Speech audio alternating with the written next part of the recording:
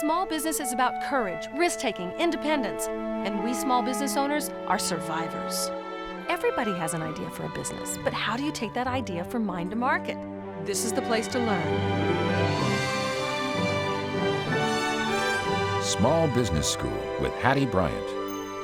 It's a new kind of school. Together we'll learn about business from the inside out, from the people who've done it.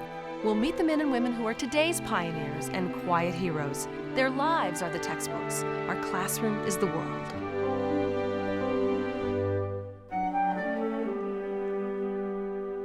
Hi, I'm Hattie Bryant, and this is Small Business School. Every week right here, we tell you the truth about business, real small business owners telling you their secrets. Step into our masterclass with Lupe Fraga and see for yourself how a bookkeeper turned business owner has built a company with elbow grease and love. So whatever happened to the paperless office? Right, exactly. Hey, this has been one of the biggest misconceptions. We're selling more paper now than we ever have. We make your business day easier. Is the slogan of Lupe's company, Tejas Office Products, which has been operating in Houston since 1961. If you need something to run your office, Tejas will find it and deliver it to your desk. One moment. Hundreds of customers can order via phone, fax, or the internet, and they will be taken care of by some 50 employees. While dozens of small office supply companies have either fallen off the edge or been absorbed by the big guys, this company is growing. Lupe's sales have increased 40% over last year, bringing the total to $7.5 million for the last 12 months. I was practicing as an accountant for Flex Incorporated, a pipeline coating company here. Are you a CPA? No, you were doing accounting. I was okay. doing accounting. Okay. And Jim Kendig, who had an office supply company, was servicing this company. And he came to me and he asked me if I was interested in going to the office supply business. So being single and just having returned from the United States Army, serving in France, I said, why not? So I took the opportunity. He loaned me some money. Co-signed the note at the bank, had one delivery truck and one secretary, and that started me off. You bought his business? Yes. And he financed it for you? Yes. So I said to myself, listen, it's still not working out that well. I'm going to need a little more money. So I had a fiance, Irene, my wife, who was interested, of course, hopefully in me making it. So she says, I said, Irene, I really need a couple of $1,000s that could really help me to meet my payroll this week, and could you help me out? She did. I have never repaid the loan back, but I'm just wondering how much interest I owe her. Did you think you'd ever get it back? I didn't even think about it. I just gave it to him. Okay, but look, how old were you? You were 19 years old? About 19, 20. Where did you get $2,000 when you were 19 years old? I did very good in tips and what I did. Okay, you earned it yourself. Yeah. You were a hairdresser and you earned it yourself. Yeah. So your hard-earned money, this young, handsome man that you were in love with says, ooh, gosh, I have a cash flow crunch. Do you have any cash? Yes. And you loaned him your hard-earned money. Mm-hmm. Even when I was working, I always gave my mom some money. I didn't have everything when I was growing up. We were poor, but I saved. And so I said to myself, I said, look, I really want this to work. You know, I don't really need, I mean, I'm living at home. I'm supporting myself. You're living with your family, your living parents? with my family, with my parents. Okay. So I really don't need that much. So really, I kind of laugh. I look back at my income tax returns from those early years. You can tell us. No, I really didn't take hardly anything. You didn't take any, like couple $100 a month? Exactly. I think, maybe. Did your mother say, hey, when are you going to start paying rent around here? No, my mother, again, was very supportive also, and she really helped out too. So. Hey, two really fabulous women in your life. Exactly. And you know what, Hattie, I think I'm sort of an intuitive person. I kind of do things on feelings. We had a little printing shop at that time. Some of our business was in printing, which we don't do anymore. Okay, when did you say that's not driving enough business? It took us about 8 to 10 years to recognize that. So 8 to 10 years later, you figure out, this is not working out. Let's concentrate on what we're really good at, and that is office supplies. And also, we didn't want to be a retail store. We felt our niche was going to be as a distributor. A lot of people get too spread too thin. That's what's wrong with some, I think, with some business people or entrepreneurs, is that they're afraid to admit that maybe you made a mistake. How do you know what to stock? See, again, these are all these dollars tied up in this inventory, and what if you make a mistake, and how do you know what to stock? That's the deal, and that is a secret, really. You won't tell Patty. me? It's a secret? No, that's a secret. No, I will tell you. It's a trade secret. No, but really, it's not that complicated. You really go by what people are buying, you know, and we have these reports that we can run daily, again, with our technology that we have now. Before we had the technology, all of this was hand posted on calendar pads. But now, really, we're able to get reports. We're able to give you instant. We're able to tell what? I'm Patty, sorry. if you were buying from us, right, we could tell you exactly what you bought for the last month, last year, last 6 years, whatever. You can tell me how much I spent on pencils, Exactly. and how much I spent on paper clips, and how much I spent on pads, and how much. And you know what? That is a big selling point as far as marketing to our customers. Okay. When we go in there and we give them these reports, and we tell them how they're spending their money, they love it. Because, again, our competitors who are not. They don't do that. They don't do that. You're not going there just to get an order. You really suggest these customers, look, if you buy this binder instead of this one, it's $2 cheaper or whatever, you know, or use these indexes instead of the ones you're using now. The people have told me, says, you're just like one of our employees. I mean, you're here all the time, you're helping us, you know, you're helping us with our costs and so forth. So that's what you want to do. Right. You want to portray the idea, the feeling that you're on their side. Sure. Yeah. You're on their team. Yeah, we're on their team. Yes, we may sell $10 less of paper, but we may get, coffee, Right, coffee mugs. Lucky cups, insulated paper But cups. see, when I think of office supply, Yes. this is not my first I know thought. it. This is not my first thought. And that's a misconception. But so what you're saying is your customers say to your salespeople, or your salespeople say, hey, I noticed you have coffee. Can we do that for you? Yes, it's our salespeople. They go there. They go in there and they use styrofoam, so we'll supply that. Is that when then you started to buy this because your salespeople say we need to supply that? Yes, and also, Hattie, one very important thing. These corporations nowadays are saying, we don't want 500 vendors. People want to say, look, why don't we just buy everything from you? What does it take to run our office and we want to buy it from Tejas Office? Exactly. And you have Palmolive Yes. for everybody's kitchen. See?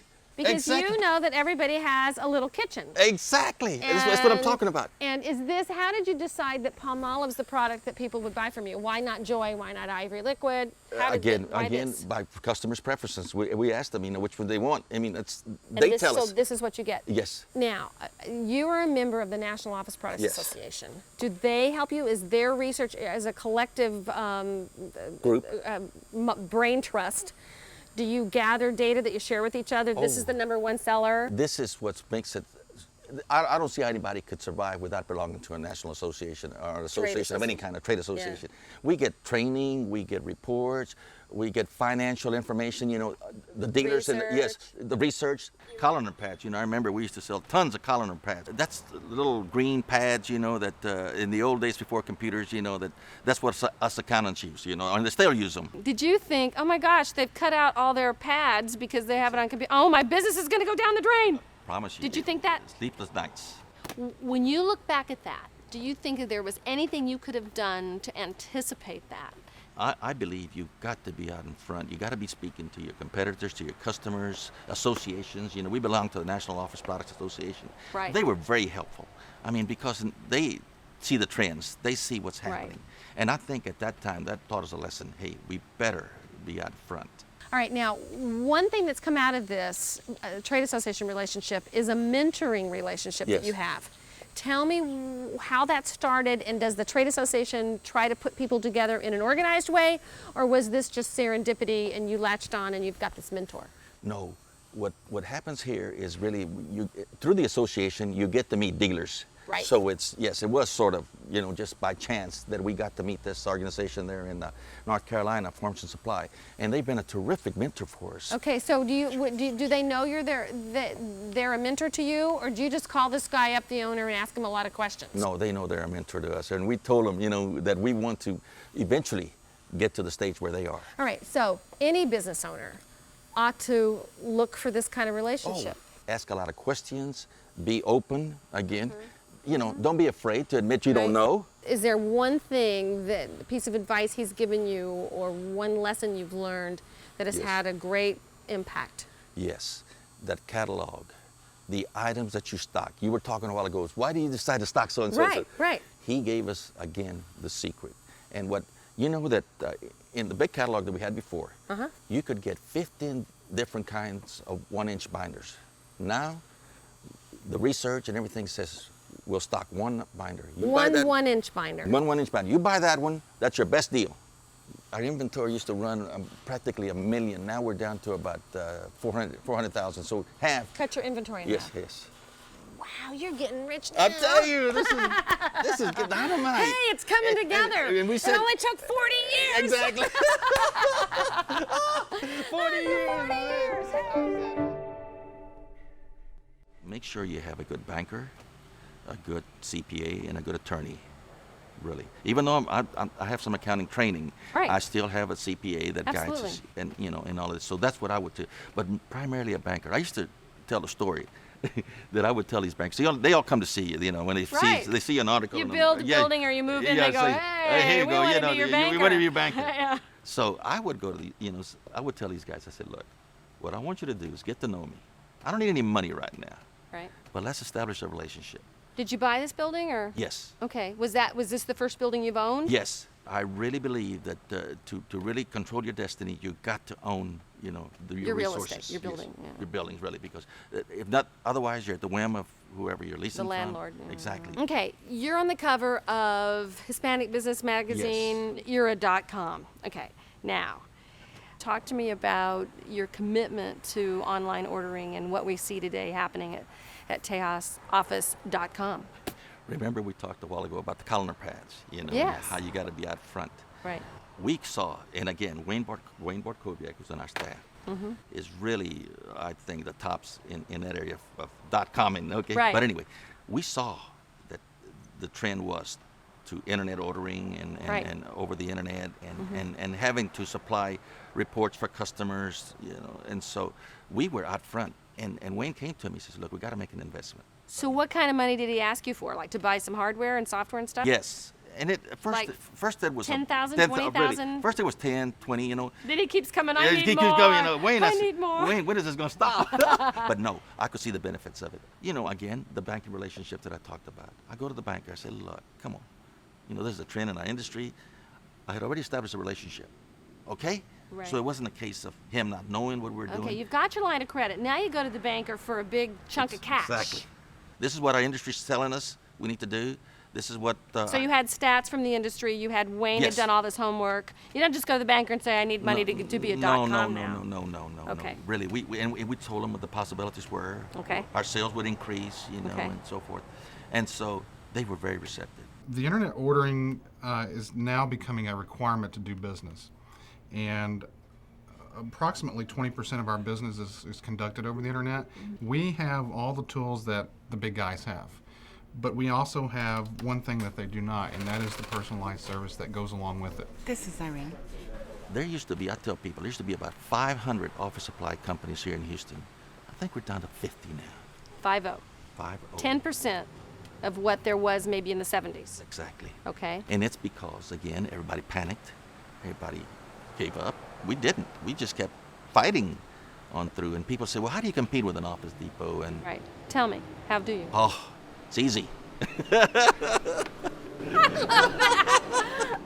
I love that. It is. Let the big guys come. Oh, No let 'em problem. come. Hey, Let them brother, come. man, I tell you. Why? Why? Is it Because easy? they forget about the customer. For the past 10 years, the University of Texas Houston Health Science Center has purchased office supplies from a big company. This year, Tejas won the account. The green plastic delivery tubs replace cardboard and are part of the Health Science Center's sustainability program. Tejas started delivering their goods in green tubs to see how we can keep so much cardboard from coming into the university. Director of Distribution, Gerald Tabola. And the neat thing about Tejas is they're way ahead of some of the large businesses. There's nothing that they won't do for the customer, and we have seen that in so many ways. For instance, I have a story here. There was a customer who ordered a rubber stamp, a measly little rubber stamp. This is a person that works in your health science Absolutely. center. Okay. In this building, as a matter of fact. And somehow the package was lost. And when it was finally found, Mr. Fraga himself brought the package out to him and delivered it. I have gotten more compliments on our drivers You greet everybody. All right. Okay, so that's the first thing you do. Secondly, is where do you want me to put this merchandise? Can I move this for you or do this or whatever? We really feel that our delivery personnel are also salespeople for the organization. And we reward them, give them cash sometimes. I mean, it's just an arbitrary amount, that they don't even know that it's coming, and that they love it. Good day. Okay. When we're hiring, people kind of laugh at me. Right. But I said, how do you feel about people? Do you like people, Is that a question that you ask? I ask them. I said, listen, do you like being around people? Do you like being friendly and jovial and so forth? Because that's what we want. I got some of these made up for some of our customers, just to show them we appreciate them. Sheila Posada is an outside salesperson who came up with her own marketing idea for Halloween. And I have the Tejas Touch. We make every day a treat for you. Sheila, did you do these on your own computer at home on the weekend on your own time? Yes, I did. The whole weekend, and my kids helped me out too, and we cut them out and did the ribbons on them. Did your kids get to have some of the candy? Yes, of course. Cool. Why are you different from Office Depot or Staples or any other big guys or even any other your small competitors too? What is the Tejas difference? I'll tell you said you wanted a specific, right? Yeah. I'm going to give you one. Give me one. Alrighty. We had to buy an item from Office Depot one time because they're the only ones that had it, and we're going to take care of the customer. So even if we don't make any money on the item, we're going to go ahead and take care of the customer. So I go to Office Depot, I buy the item, I bring it back here, I deliver it to the customer. The customer doesn't even care. I mean, Right. They want the stuff. They They don't got care the where stuff. it They came don't care where I got it from. So later on, a couple weeks later, I get a statement from Office Depot saying, "Hey, you owe this invoice." I said, "Fine, okay, I'll pay you." I mean, we're talking about $10, $15, $20. Yeah.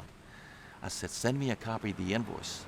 I need a copy of the invoice. Yes, huh? Right? Because so you're going to use it in your billings for your other customers. Exactly. Right. I said, "I need a copy of the invoice." You know what Right. you told me? Huh. It'll take you 6 months. It'll take us 6 months to get you that. Isn't that something? Yeah. When I heard that was like music to my ears. I said, "Great!" Boy, are they messing up. I said, "If it takes 6 months to get a copy of an invoice, boy, what about all the other stuff that you're Right. doing?" What I mean, else? if a customer calls us and say, "Hey, we need a copy of the invoice," I said, "Hey, you want to take it to you right away, or you need it today? You need Right. it tomorrow? Whatever." Right. So that's the key. Right. The key is that they get so big, they forget about that customer, Mm-hmm. and consequently, they're not able to really serve them like that the customer wants to be served. Most small business owners admit that they win and keep customers with a personal touch. This is our competitive advantage over big companies. We know the names of our customers, we live in the community with our customers, and we even come to see customers as a part of our family. But high touch is not enough in this competitive world. As a small business owner, you must have high tech to support your high touch. You can be the nicest, friendliest, kindest, sweetest, most attractive person, as is Lupe, but if you cannot provide customers with the efficiencies of technology, you will lose them and you won't have a prayer when it comes to winning big companies. Lupe embraced the internet early. He partners with a technology company that specializes in software for office supply firms. When big competitors made it possible for customers to order on the internet, Lupe was there. Don't think that friendship and charm can make up for outdated business practices. High touch must be supported now by high tech. The business community loves our show. One owner says, "You're motivating, informative, and inspiring." Another calls us insightful. One says, "It does my soul good." Another thinks we are the true reality show. And we're called the best business educational show on television. Want to learn more? Join the thousands of small business owners who are making a difference and add your voice to our story. Visit us online at smallbusinessschool.org. Irene and Lupe have been busy building a business, but at the same time, they have raised 3 children who are now all leaders in the company. Michelle is the firstborn, and the day we met her, she was busy teaching a new manager and leading a customer service training session. If everybody brings to the table all the details, all their ideas, this will help everyone on the whole. It will help Tejas as a team. Here's West Park, here's Bissonnette, Stephen, the youngest, says they all wear many hats, but he is now focusing on improving systems in the warehouse. From being in the bank and the training I got there has enabled me to bring that here and allowed us to know as a small company what we need to be showing a bank. Elisa, the middle child, deals with human resources. I have the nickname Bulldog, is what I am called. It's true. I want you to give it your all. Do you think the act of caring will bring dollars to the bottom line? Yes, I do. Irene and Lupe never used business as an excuse not to rear their children right. They could go, yes. How did you have time to lavish love on your kids when, in the 80s, they were little? I mean... I tell you what, to me, that's, again, what I learned from my parents, of how important family is. And Hispanics, really, the family is a thing, Sunday dinners and, fiestas and quinceañeras and all of that. And that's what it was. I think the Hispanic family is a close-knit family. Your parents came here. What stories do they tell you about why they left Mexico? They came to Houston because they wanted to give a better life to their children. And so I saw my parents work so that we could have an education, so that we could, make a difference. Lots of love, Caddy. I mean, my parents would do anything for their children. We are at a place that really means very much to me. As a child, Lupe played in the shadow of this church building, Our Lady of Guadalupe. The lessons learned and habits formed back then serve as a steady guide today. We lived upstairs, and there was a grocery store downstairs. So we always... All day, 6 kids and your mom and dad. Exactly. Lived upstairs. I never thought of myself as being poor. To me, love in a family is what really matters, and that's what we had a lot of. So I never knew anything else but our family's love. What do you think Lupe has that makes him so good at running this business? He has everything. I just, But what is he's so honest. He's so sincere. He's people-oriented. He gives back. He gives back a lot. I've been so blessed. God, really, I've gotten so much out of this life that sometimes I'm embarrassed. The most satisfaction that I can get is not getting a big order, not getting a big profit margin. Who wouldn't want to work for Lupe or be his friend or his child? I kept trying to find his clay feet. Lupe is proof that love is the most powerful motivator for good in the universe. Want to know how to grow your company? Put a little love in your heart.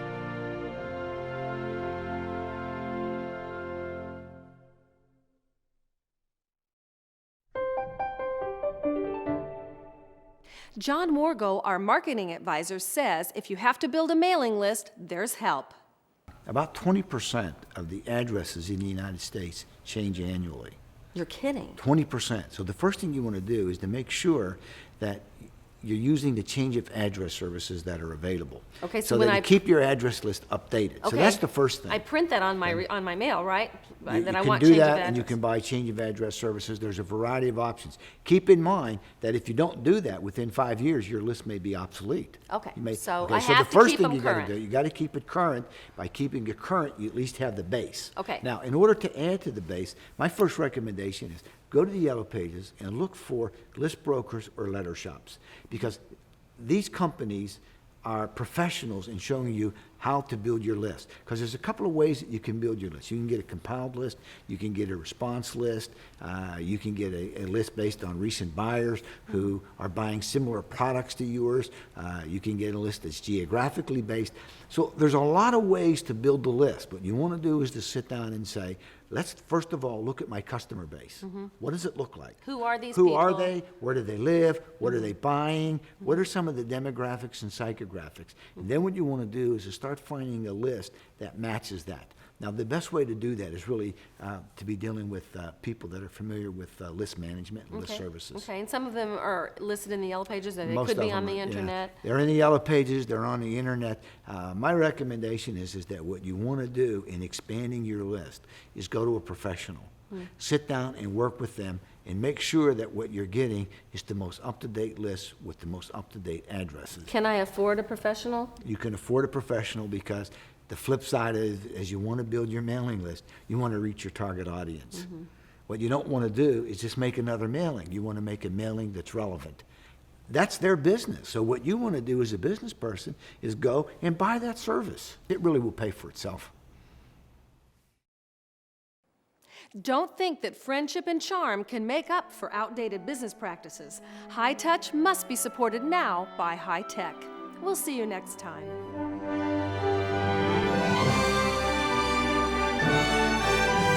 Small Business School with Hattie Bryant. If you want to learn more about starting, running, and growing a business, come to our website, smallbusinessschool.org. There's streaming video and interactive study guides. The only way we can compete with big business is to be faster, smarter, and better. We are the engine of the American economy. We create the jobs.